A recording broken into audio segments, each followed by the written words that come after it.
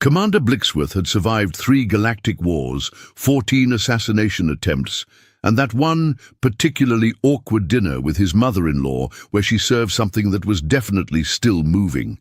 But nothing, absolutely nothing, had prepared him for the sight of a 7-foot-tall crystalline being weeping uncontrollably in what humans cheerfully called a shower. The Corthaxians were legends across 17 star systems. These beings could walk through sulfuric acid rain like it was a gentle spring drizzle. They built cities in the hearts of dying stars and used plasma storms as mood lighting. Their children played hopscotch on the surface of neutron stars, for crying out loud. So why? Why was Vorthak the Unbreakable, terror of the Magellanic Clouds, currently curled up in the corner of shower stall B7, making sounds that could only be described as the universe's most pathetic whimpering? Blixworth rubbed his temples, a gesture he'd been perfecting since the Corthaxians had arrived 6 months ago, with what could generously be called the worst timing in diplomatic history. The whole mess had started with a translation error so monumentally stupid that it would probably be studied in xenolinguistics classes for the next 1,000 years.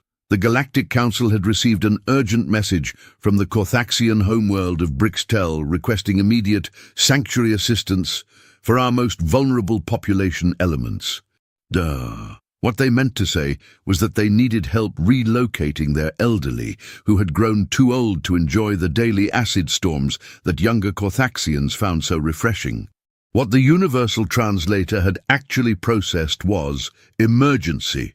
Our weakest warriors require immediate extraction to the softest possible environment before they die of exposure. The difference between elderly who prefer milder weather and dying warriors who need the softest place in the galaxy was roughly equivalent to the difference between asking for a cup of tea and accidentally declaring war on France.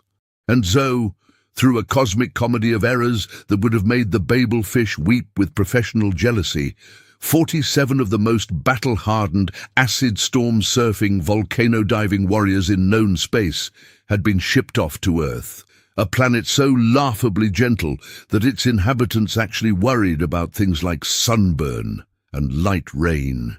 Haz, Dr. Priscilla Weatherbottom, Earth's chief xenobiologist and the only person brave enough to work with beings who could accidentally melt through the floor, had been trying to understand the situation for months.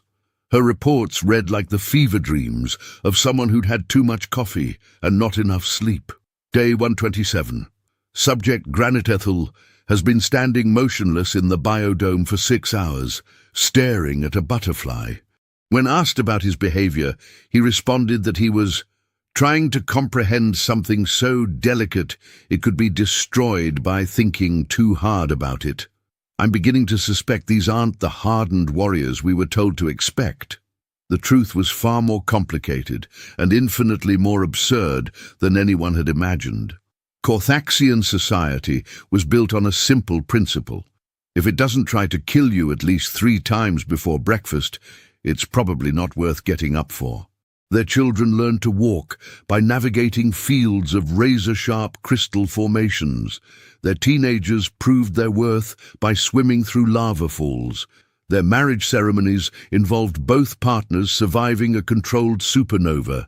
They had evolved on a world so hostile that having a nice day meant only losing 2 limbs to environmental hazards. Their cities were carved into the sides of active volcanoes because that was literally the safest place to live. Their weather reports included helpful tips like acid rain intensity moderate to flesh dissolving and solar flare probability. Wear your good armor. For 17,000 years, they had built their entire civilization around one fundamental truth. The universe was trying to kill them, and they were damned good at not letting it succeed. But then came Earth. Oh, sweet, gentle, ridiculously hospitable Earth, where the most dangerous predator was something called a mosquito, and the deadliest weather phenomenon was apparently humidity. Vorthak the Unbreakable had first encountered human weather during what Blixworth had cheerfully described as just a little spring shower. To Vorthak, who had literally bathed in the tears of dying stars, this should have been like being tickled by a feather made of gossamer and good intentions. Instead, he had stood frozen in the middle of the courtyard, staring up at the sky with an expression of such profound confusion that Weatherbottom had initially suspected a stroke. It's so soft," he had whispered, his voice carrying the kind of awe usually reserved for religious experiences or really good pizza. The water droplets, warm and gentle, had touched his crystalline skin with all the violence of a butterfly's kiss. For a being who had never experienced anything that didn't immediately try to corrode, burn, freeze, irradiate, or otherwise aggressively murder him, the sensation was completely incomprehensible. He had stood there for 3 hours, letting the rain fall on him, until Weatherbottom had found him making small, choked sounds that she had initially mistaken for equipment malfunction. "Are you malfunctioning?" she had shouted, because shouting was generally considered the universal solution to communication problems. I don't understand," Vorthak had replied, his voice cracking like a teenager asking someone to prom. "It touches me, but it doesn't hurt. What's the word? Nice? Is that the word? Nice?" And that's when Weatherbottom had realized that these supposedly unstoppable warriors had never, not once in their entire evolutionary history, experienced anything that could be described as pleasant. The revelation had hit her like a truck full of irony traveling at the speed of cosmic justice. These beings could survive literally anything the universe threw at them, but they had never learned how to enjoy a gentle breeze. They could walk through acid storms that would dissolve a space station, but they had never felt the simple pleasure of warm water flowing over their skin without trying to kill them. They were the toughest beings in the galaxy, and they had no idea what comfort meant. The shower incident had happened 3 weeks later. Blixworth had been giving a routine tour of the human facilities when Vorthak had asked about the small cubicles with the mysterious overhead water dispensers. "Oh, those are showers," Blixworth had explained with the casual air of someone who had never considered that hot running water might be a revolutionary concept. "We use them to get clean. Want to try one?" In retrospect, this was roughly equivalent to asking a medieval peasant if they'd like to try flying a spaceship. The cultural gap was so vast that it had its own gravitational field. Vorthak had approached the shower with the kind of caution usually reserved for defusing bombs or having dinner with in-laws. He had spent several minutes examining the controls as if they were the controls to a doomsday device, which in a way they were about to be. You stand under the water?" he had asked, his voice carrying the kind of disbelief usually reserved for statements like, "The earth is flat," or "Airline food is delicious." "That's right," Blixworth had confirmed cheerfully. "The water comes out warm and clean. It's quite relaxing, actually." Relaxing. The word had bounced around Vorthak's consciousness like a rubber ball in a room full of mousetraps. In 17,000 years of Cothaxian history, no one had ever used that word to describe water. Water was for survival. Water was a tool. Water was something you drank quickly before it evaporated in the heat of your homeworld's perpetual volcanic eruptions. Water was not something you stood under for fun, but curiosity, that most dangerous of human exports, had gotten the better of him. With the slow, deliberate movements of someone defusing their first explosive device, Vorthak had stepped into the shower stall and turned on the water. The effect had been immediate and catastrophic. The warm water had cascaded over his crystalline form with all the aggressive hostility of a gentle summer breeze. It had flowed around the sharp edges of his armor-like skin, finding every crevice and surface, touching him with a tenderness so alien that his brain had simply refused to process it. For the first time in his 300-year life, Vorthak had experienced something that felt good without any accompanying pain, danger, or immediate threat to his continued existence. His nervous system, calibrated for a lifetime of, if it feels nice, it's probably trying to kill you, had completely short-circuited. The sound he made was unlike anything in recorded galactic history. It started as a low rumble, like a mountain clearing its throat, then rose to a keen that could have shattered glass if glass weren't already terrified of Corthaxians and hiding in the cupboards. "What? What is this sorcery?" he had bellowed, but his voice had cracked on the last word, turning his fierce battle cry into something that sounded suspiciously like a sob. Blixworth had found him 10 minutes later, sitting in the corner of the shower stall with water still running over him, making sounds that could only be described as the emotional equivalent of a computer trying to divide by zero. "The water," Vorthak had whispered, his voice thick with something that might have been tears if Corthaxians had tear ducts, which they didn't, which made the whole situation even more confusing. It's beautiful. It touches me. And it doesn't try to kill me. It doesn't try to kill me." And that's when the full magnitude of the situation had hit Blixworth like a revelation delivered by a cosmic sledgehammer. These beings, these incredible, impossibly tough survivors, had never experienced kindness from their environment. They had never felt safe. They had never known what it meant to be touched by something that wished them well. They were the strongest beings in known space, and they had never learned that strength could coexist with gentleness. The realization had spread through the human crew like wildfire through a very dry, very metaphorical forest. Within days, every human on the station was walking around with the shell-shocked expression of people who had just discovered that their new alien friends were basically cosmic orphans who had never received a hug from the universe. Dr. Weatherbottom had immediately begun what she cheerfully called Project Pamper the Invincible Space Warriors, though the official documentation referred to it as cultural integration through sensory familiarization. The results had been educational. Flint Gar, the Destroyer, who had earned his name by personally demolishing 3 enemy dreadnoughts with his bare hands, had discovered chocolate pudding and had spent the next 4 days sitting in the corner of the cafeteria, eating it with the slow, reverent movements of someone participating in a religious ceremony. "It's sweet," he had explained to anyone who would listen, his voice filled with wonder. "It's sweet, and it doesn't burn my tongue or try to escape. Why would you make food that wants to be eaten?"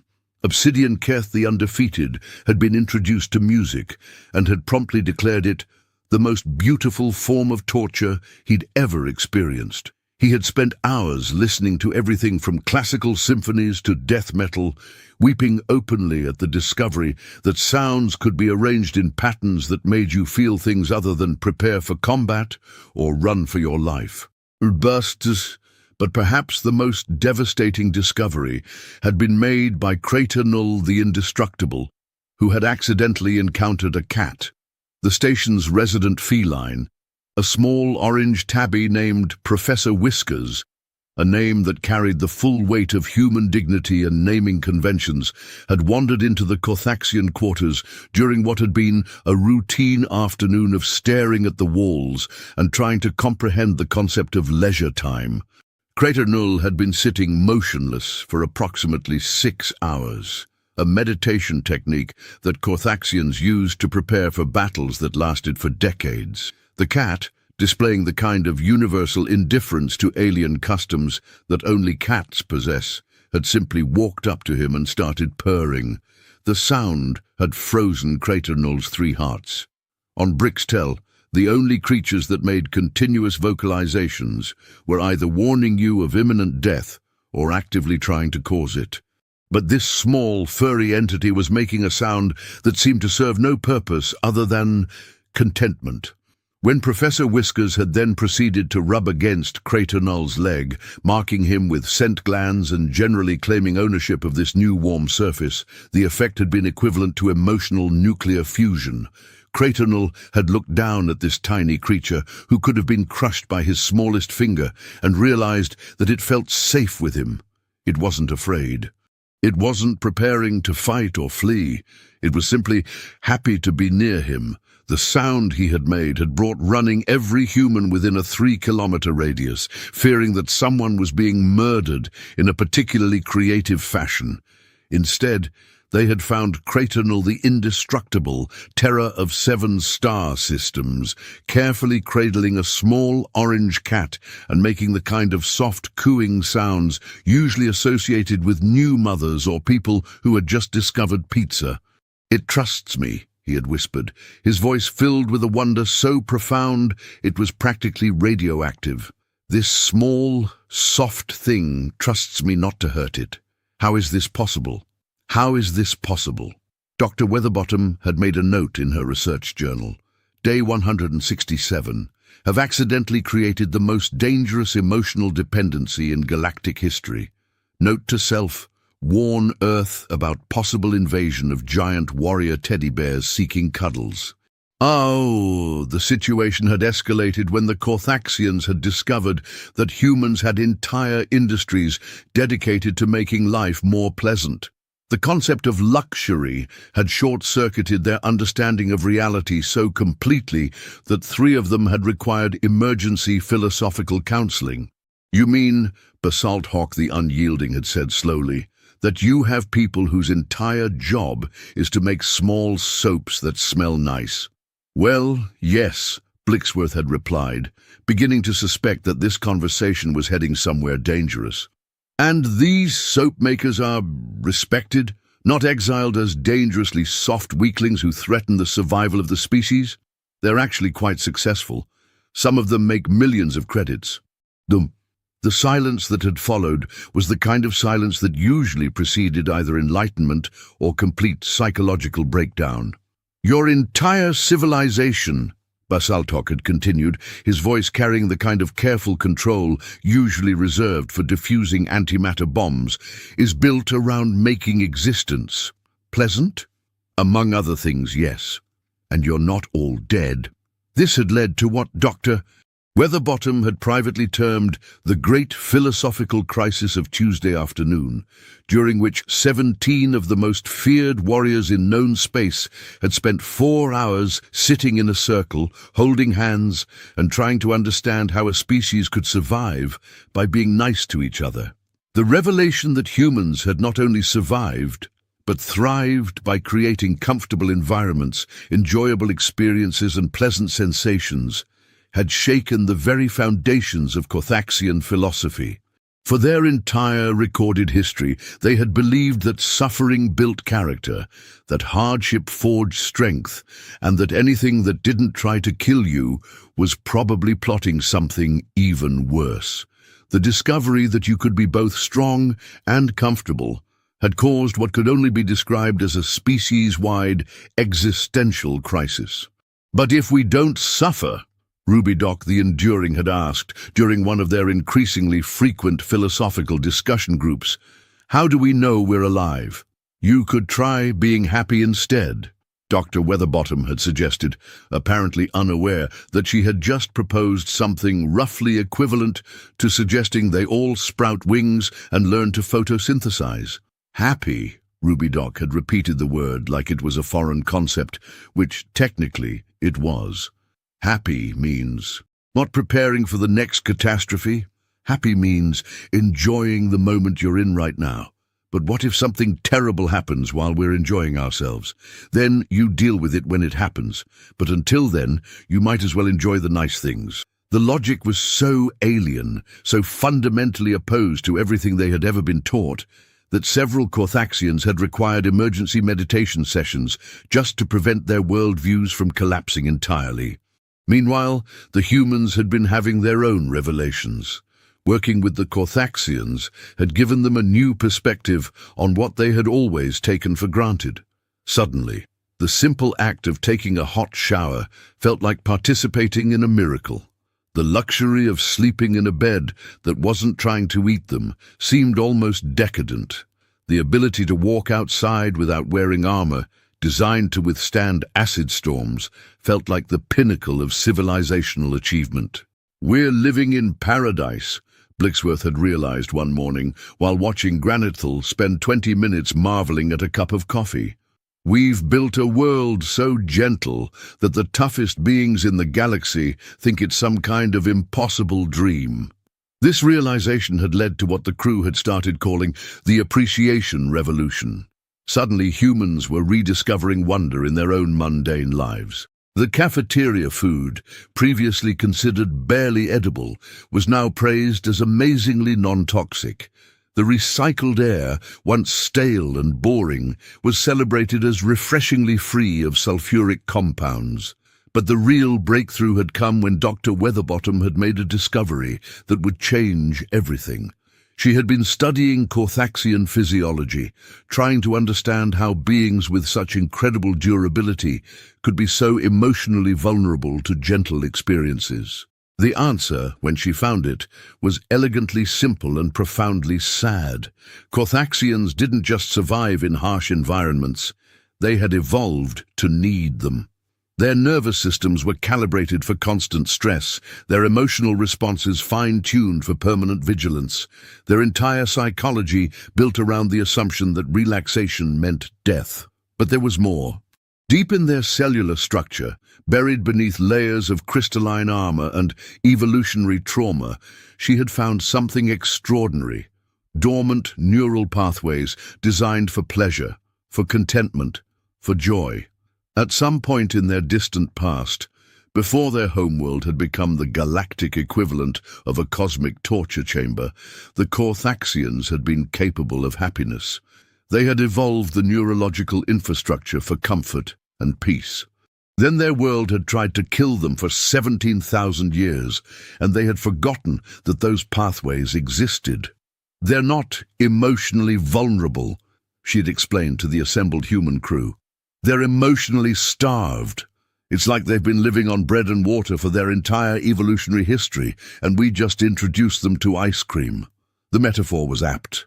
Watching a Carthaxian experience comfort for the first time was exactly like watching someone taste sugar after a lifetime of bland survival rations. The reaction was immediate, overwhelming, and slightly concerning from a medical standpoint. "So what do we do?" Blixworth had asked. "We can't send them back to a world that's trying to kill them, not now that they know what they've been missing. We teach them, Doctor." Weatherbottom had replied with the kind of dangerous optimism that had gotten humans into trouble since they first looked at fire and decided it might be useful. "We teach them that they can be strong and happy, that survival and joy aren't mutually exclusive. And if they decide they don't want to go back to their homeworld, then we help them build something new." The conversation that had followed had been one of the most important in human history, though nobody had realized it at the time. In the space of an hour, they had accidentally committed Earth to becoming the galaxy's first interspecies therapy center. The decision to help the Carthaxians had been unanimous, though the implementation had proven challenging. Teaching beings who had spent their entire lives preparing for battle how to enjoy a sunset was like trying to explain quantum physics to a particularly stubborn rock. It required patience, creativity, and a disturbing amount of chocolate pudding. The breakthrough had come when Vorthak had made an unexpected discovery in the station's botanical garden. He had been wandering through the greenhouse, still trying to understand why humans would create an environment specifically designed to nurture weak plants that couldn't survive in the wild, when he had encountered something that changed everything. A flower. Not just any flower, but a simple daisy, white petals surrounding a yellow center, growing in a small pot by the window. Vorthak had stopped in front of it, his massive form dwarfing the delicate plant, and had stared for nearly an hour. "It serves no purpose," he had finally said to Dr. Weatherbottom, who had been observing from a distance. "It doesn't warn of danger. It doesn't provide sustenance. It doesn't defend territory or signal mating availability. It simply exists." "That's right," she had agreed carefully. "And you deliberately create these. You spend time and resources nurturing something that serves no survival function. We think they're beautiful." Beautiful. He had tested the word like it was a new flavor. Beautiful means it pleases you to observe it. Exactly. Vorthak had reached out with one massive finger, stopping just short of touching the delicate petals. "If I touch it, will it die?" "Probably not, if you're gentle." Gentle. Another new word, Another impossible concept. "I don't know how to be gentle. Would you like to learn?" The look he had given her was one of such desperate hope that she had immediately understood why the strongest beings in the galaxy had broken down crying in Earth's showers. They hadn't just been denied comfort, they had been denied the knowledge that comfort was even possible. The next few months had been a crash course in remedial happiness for 47 of the most dangerous beings in known space. The curriculum had included such advanced concepts as enjoying food for taste rather than just nutrition, appreciating art that doesn't double as a weapon, and touching things without breaking them. The progress had been remarkable and occasionally terrifying. Flintgar had discovered gardening and had spent 3 weeks creating what could only be described as the most aggressively protected flower bed in galactic history. His roses were beautiful, his security system could repel a small army, and his garden shed was technically classified as a military installation. Obsidian Keth had learned to play the piano, though his interpretation of Fur-Elise sounded like it was being performed during a particularly enthusiastic earthquake.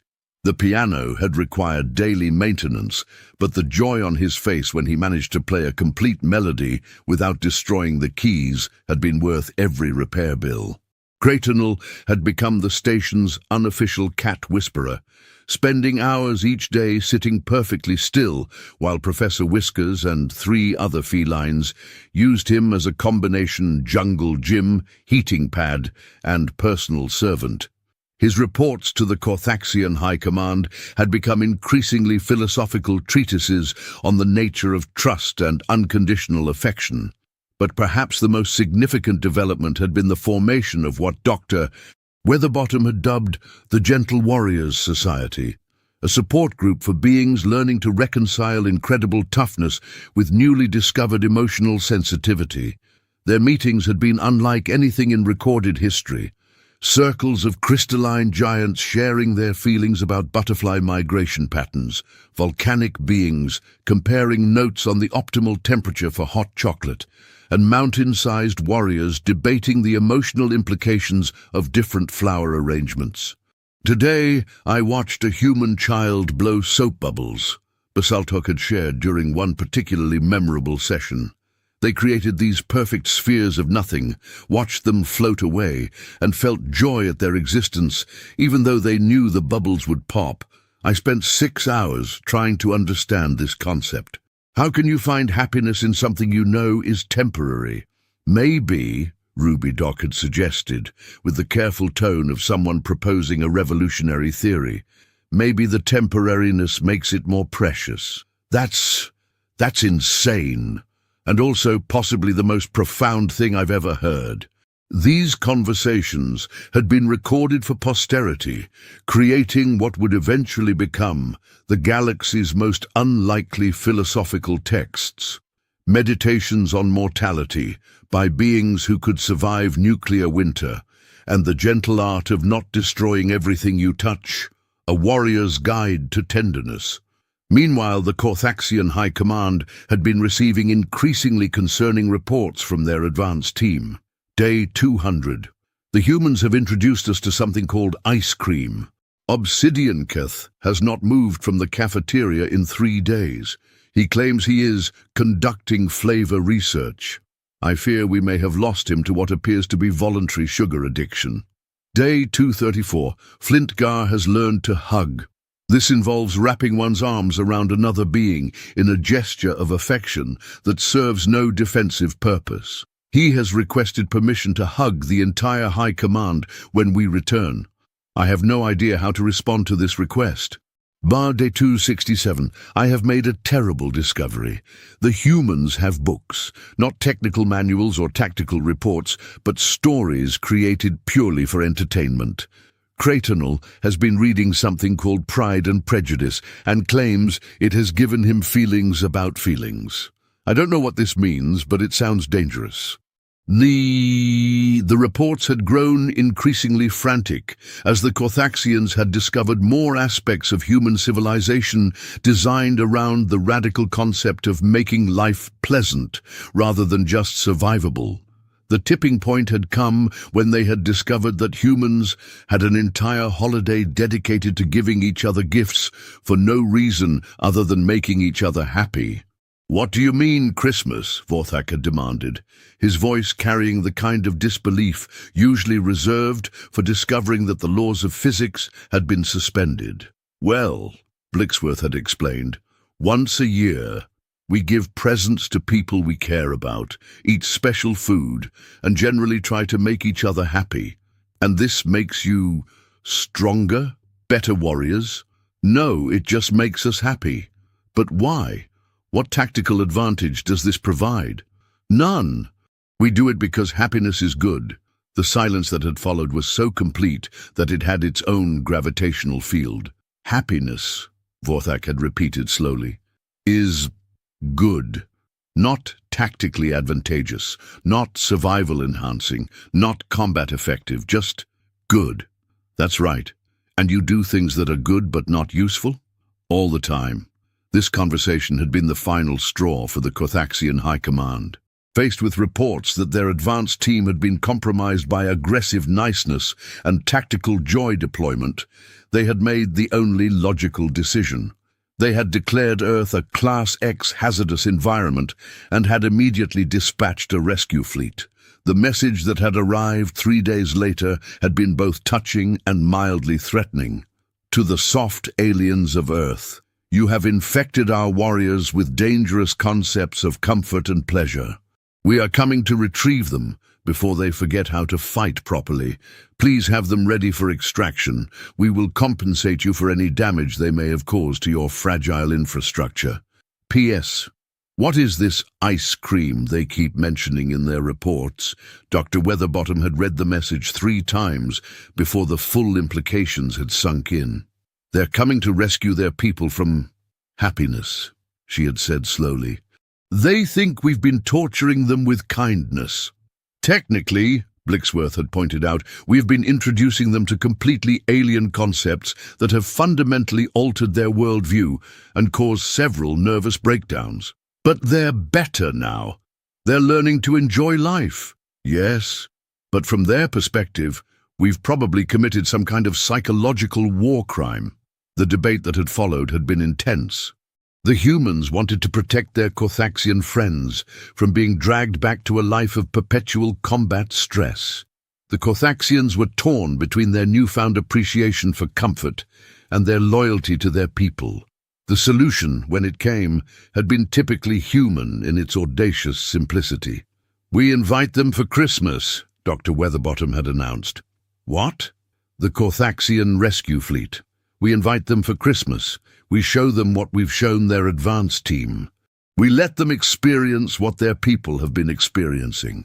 You want to weaponize Christmas against a fleet of warrior aliens? I want to share Christmas with a people who have never experienced joy." The plan had been insane, impossible, and absolutely certain to work, because that's how human plans always were. When the Kothaxian rescue fleet had arrived in Earth orbit, bristling with enough firepower to crack a moon and demanding the immediate return of their compromised personnel, they had been met not with defiance, but with an invitation.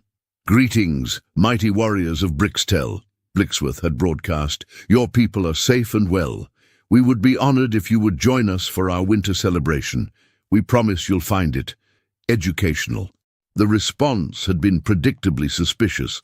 "We have come to retrieve our people, not to participate in your soft alien rituals." "Of course. But surely warriors of your caliber aren't afraid of a little human hospitality." It was a cheap trick, appealing to their pride, but it had worked. Within hours, the first shuttles had begun descending from the Kothaxian fleet, carrying visitors who had come prepared for battle and instead found themselves invited to a Christmas party. The culture shock had been immediate and catastrophic.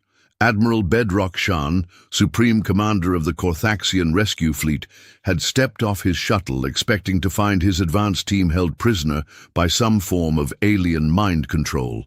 Instead, he had been greeted by Vorthak the Unbreakable, wearing a Santa hat and holding a plate of sugar cookies.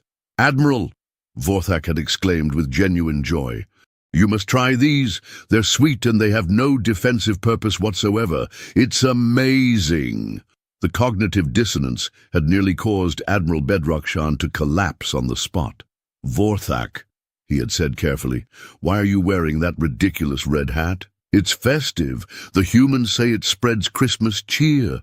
"What is Christmas cheer?" "It's happiness that you share with others, like ammunition, but for feelings." Admiral Bedrockshan had looked around the docking bay, taking in the sight of his supposedly compromised warriors decorating something called a Christmas tree, while singing songs that seemed to serve no tactical purpose whatsoever. "What have they done to you?" he had whispered. "They taught us that the universe doesn't have to hurt," Vorthak had replied, and his voice had carried such profound gratitude that Admiral Bedrockshan had felt something crack inside his chest. The Christmas celebration that had followed had been the most transformative event in galactic history. 47 of the toughest beings in known space had spent 3 days introducing their rescue fleet to concepts like hot chocolate, gift-giving, and sitting by a fire just because it's nice. The breakthrough had come when little Timmy Henderson, aged 7, and completely unaware that he was participating in the most important first contact event in human history, had walked up to Admiral Bedrockshan and offered him a candy cane. "It's peppermint," Timmy had explained, with the serious demeanor of someone sharing classified information. "It makes your mouth feel cold and fresh. Want to try it?" Admiral Bedrockshan had looked down at this tiny being, who barely reached his knee and could have been accidentally stepped on without him noticing, offering him something sweet for no reason other than kindness. "You're not afraid of me," he had observed. "Should I be?" Timmy had asked, with the devastating honesty that only children possess. "I am a warrior. I have fought in 17 battles. I command a fleet that could destroy your world. But you're not going to. How do you know?" "Because you're at our Christmas party. Mean people don't come to Christmas parties." The logic was flawless, unarguable, and completely alien to everything Admiral Bedrockshan had ever been taught about conflict resolution. He had taken the candy cane, with fingers that could crush steel, and had tasted peppermint for the first time in his 300-year life. The sound he had made was exactly like the sound Vorthak had made in the shower 3 months earlier. By the end of the 3rd day, the entire Corthaxian rescue fleet had been compromised by what their official reports would later describe as strategic niceness deployment and tactical Christmas spirit implementation. The decision to stay had been unanimous, though the paperwork had been complicated. Admiral Bedrockshan had sent a message to the Corthaxian High Command that had made galactic history. Mission update. Have discovered that our people were not being held prisoner, but were being taught an advanced form of psychological warfare called being happy. Request permission to establish permanent cultural exchange. Also, please send more ships. You need to experience this ice cream phenomenon immediately. The response from Brixtel had been swift and decisive. Permission denied. Return immediately before you are further compromised by alien softness techniques. Admiral Bedrockshan had sent back a message that consisted of a single word: no. The Corthaxian High Command had never received a direct refusal from a field commander in their entire recorded history. The concept was so alien that they had spent 3 days consulting their military manuals before realizing they had no protocol for dealing with a rebellion based on the pursuit of happiness. Their next message had been more threatening. "Admiral, you are in violation of direct orders. Return immediately or face court-martial." Admiral Bedrockshan's response had been a video message showing him making snow angels, while Creightonal and Professor Whiskers looked on approvingly. The High Command had immediately dispatched a second fleet. The pattern had repeated itself with predictable results. Each rescue mission had ended with more Corthaxians discovering hot showers, chocolate chip cookies, and the radical concept that life could be pleasant rather than just survivable. Within 6 months, nearly half the Carthaxian military had been compromised by exposure to human hospitality. The Carthaxian High Command had faced a choice: declare war on Earth to prevent further cultural contamination, or accept that their people had discovered something that 17,000 years of survival training had failed to teach them. The final delegation from Brixtel had arrived not in warships, but in what could only be described as the galaxy's most heavily armored diplomatic vessel. The Carthaxian Supreme Council, led by ancient Titanius the Eternal, had come to see for themselves what could possibly be worth abandoning their entire way of life. Ancient Titanius was old enough to remember when their homeworld had been merely aggressively hostile rather than actively trying to commit genocide against all life. He had led his people through the Great Acid Wars, the Plasma Storm Rebellions, and that particularly unpleasant century when their planet's core had developed what could only be described as anger management issues. He had expected to find his people broken, weakened, corrupted by alien softness. Instead, he had found Admiral Bedrock Shan teaching a group of human children how to build sandcastles that could withstand orbital bombardment. "It's about structural integrity," the Admiral had been explaining with the serious demeanor of someone conducting advanced military training. "You see, if you compact the sand at precisely the right density—" "Admiral," ancient Titanius had interrupted, his voice carrying the weight of centuries. "What are you doing?" "Teaching tactical engineering through creative play, my lord. These small humans have remarkable instincts for defensive architecture."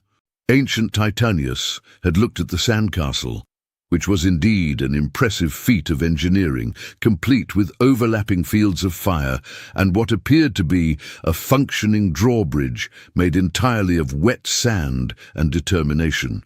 "And this brings you joy?" "Immense joy, my lord. Watch this." Admiral Bedrock Shan had carefully placed a small flag made from a toothpick and paper on the highest tower. "It serves no tactical purpose whatsoever." The pride in his voice had been unmistakable, and ancient Titanius had realized with growing horror that his most decorated military commander had been compromised by the most dangerous weapon in the galaxy. Unbridled creativity applied to completely pointless projects.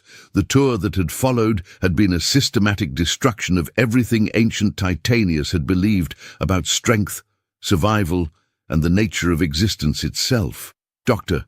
Weatherbottom had cheerfully explained how humans had deliberately created environments designed to nurture weakness, how they celebrated failure as learning experiences, and how they had built an entire civilization around the revolutionary concept that not everything had to be a struggle to the death. "But how do you maintain fighting effectiveness?" ancient Titanius had asked, his worldview cracking like ice on a warming lake. "We don't," Dr. Weatherbottom had replied cheerfully. "Most humans have never been in a real fight. We've organized our society so that fighting isn't necessary most of the time. But how do you prove your worth? How do you demonstrate strength? We help each other. We create beautiful things. We explore the universe. We ask questions and try to find answers that make life better for everyone. And you survive? Without constant warfare? Without proving yourselves through trial by combat? We thrive." That single word had hit ancient Titanius like a supernova to the face. Thrive, not just survive, not just endure, not just refuse to die despite the universe's best efforts. They thrived, they flourished, they had taken a gentle world and made it even gentler, and somehow this had made them stronger rather than weaker. The final revelation had come when ancient Titanius had encountered something that would haunt him for the rest of his very long life: human laughter. It had happened during what Dr. Weatherbottom had called movie night, apparently a regular gathering where humans stared at moving pictures and experienced collective emotions. Ancient Titanius had been dragged along by Vorthak, who had insisted that he simply had to see this documentary about tactical espionage. But the documentary had turned out to be something called The Princess Bride, and ancient Titanius had spent 2 hours watching humans create a story that served no educational purpose, contained no survival information, and existed purely to make people feel things. But the moment that had broken him completely had come when the character called Inigo Montoya had delivered his famous line, and every human in the room had recited it along with him, dissolving into laughter at their shared cultural moment. Ancient Titanius had watched these fragile beings, who could be killed by falling downstairs or eating the wrong mushroom, creating joy from nothing more than shared references and timing. They had taken sounds and arranged them in patterns that created happiness, and they did this for no reason other than because it felt good. They weaponized joy, he had whispered to himself, and for the first time in his 1,000-year life, ancient Titanius the Eternal had wept. The tears had started slowly, just a few drops of crystalline moisture from optical sensors that had never been designed for emotional expression. But once they had started, they had become unstoppable. He had cried for his people, who had spent 17 millennia believing that suffering was the only proof of strength. He had cried for himself, who had lived 1,000 years without ever knowing that existence could be pleasant. He had cried for all the moments of potential happiness that had been sacrificed on the altar of survivalist philosophy. But most of all, he had cried because he finally understood what Dr. Weatherbottom had been trying to tell him. His people weren't the strongest beings in the galaxy because they could survive anything. They were the strongest beings in the galaxy because they could learn to be gentle and still remain unbreakable. The decision to transform Corthaxian society had not been made in a council chamber or on a battlefield. It had been made in a small theater on a human space station while watching a story about love and revenge and the power of choosing kindness over cruelty. "We have been wrong," ancient Titanius had announced to his assembled council. "For 17,000 years, we have been absolutely, completely, magnificently wrong." The statement had caused what historians would later call the Great Philosophical Realignment, though the Corthaxians themselves preferred to call it that time we figured out we'd been doing everything the hard way for no good reason. The transformation of Corthaxian civilization had not happened overnight. It had taken months of careful planning, extensive therapy sessions, and what Dr. Weatherbottom had dubbed Operation Teach Giants to Be Gentle. The first comfort centers had been established on Brixtel 6 months later, built with the kind of over-engineering that only Corthaxians could achieve. The buildings were designed to survive planetary bombardment while providing the most pleasant possible environment for learning to appreciate small pleasures. The curriculum had included advanced courses in enjoying food that doesn't fight back, appreciating art that cannot be used as weapons, and introduction to pets, creatures that like you for no strategic reason. The results had exceeded everyone's expectations. Within a year, Corthaxian engineering teams had designed hot springs that could function in acid rain, gardens that could grow flowers in volcanic soil, and recreational facilities that could provide comfort and joy even during their planet's notoriously hostile weather patterns. They had applied their legendary toughness to the revolutionary goal of making life pleasant, and the results had been spectacular. Corthaxian comfort food could be eaten during a meteor shower. Corthaxian spas could provide relaxation services, while the ground was literally trying to swallow the building. Corthaxian entertainment complexes could host concerts during plasma storms, with sound systems that turned the natural electrical discharges into part of the musical experience. They had taken their harsh world and made it comfortable not by making it less dangerous, but by creating islands of joy that could exist anywhere, under any conditions. The rest of the galaxy had watched this transformation with fascination and not a small amount of concern. The idea that the toughest warriors in known space had suddenly decided to focus on luxury hospitality and recreational activities had been unsettling. But the real shock had come when the Carthaxians had begun offering their services to other species. Vacation packages to the most dangerous luxury resort in the galaxy, their advertisements had proclaimed. Experience comfort so profound it will make you weep. Enjoy our acid-proof hot tubs. Relax in our volcano view spas. Try our restaurant, where the food is guaranteed delicious and the volcanic activity is complimentary atmospheric lighting. The first tourists had been skeptics and thrill-seekers, drawn by the novelty of visiting a world where checking into a hotel required signing a death waiver. They had expected gimmicky attractions and superficial comfort designed to appeal to soft-world sensibilities. Instead, they had found something unprecedented in galactic tourism. Genuine luxury created by beings who understood that true comfort meant being able to relax, even when everything around you was trying to kill you. Carthaxian hospitality had been revelation. When your hosts had survived 17,000 years of planetary hostility, they understood comfort in ways that no other species could match.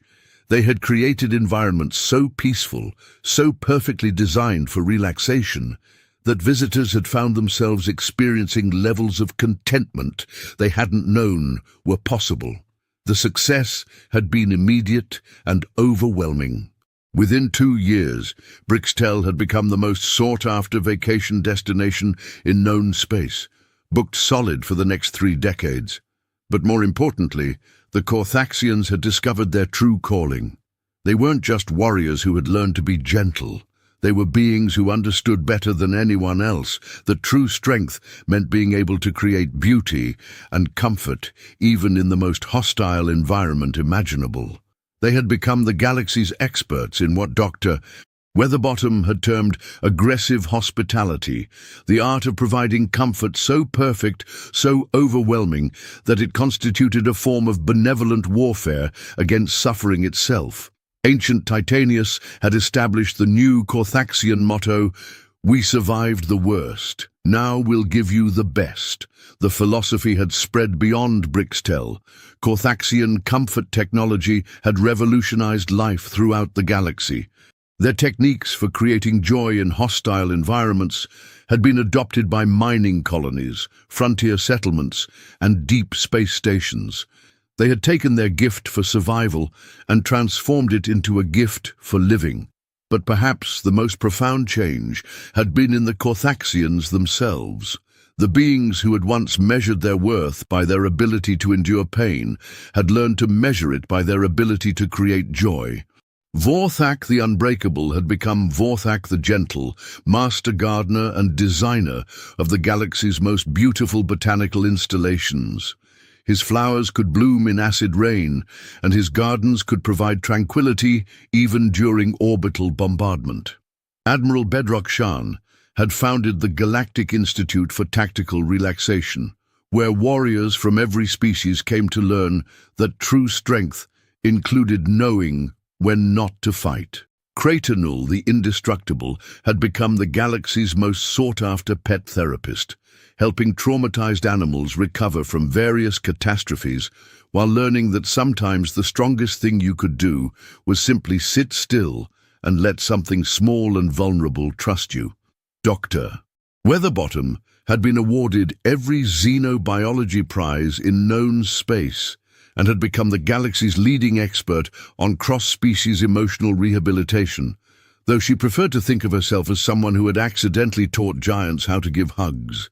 But the real measure of their success had come 5 years later, when the first generation of young Carthaxians had grown up in a world where strength and gentleness were not considered mutually exclusive. These children could still survive acid storms and volcanic eruptions, because that was simply part of being Carthaxian. But they could also appreciate a sunset, create art for the pure joy of creating, and understand that the universe could be beautiful as well as dangerous. They were the strongest beings in the galaxy, and they knew how to be happy. The story had spread throughout known space, becoming legend, then myth, then inspiration for countless other species who had been trapped in their own cycles of struggle and survival. The humans had given the galaxy an unexpected gift, proof that toughness and tenderness could coexist, that survival and joy were not opposing forces, and that sometimes the strongest thing you could do was learn to cry in a gentle shower after surviving an acid storm.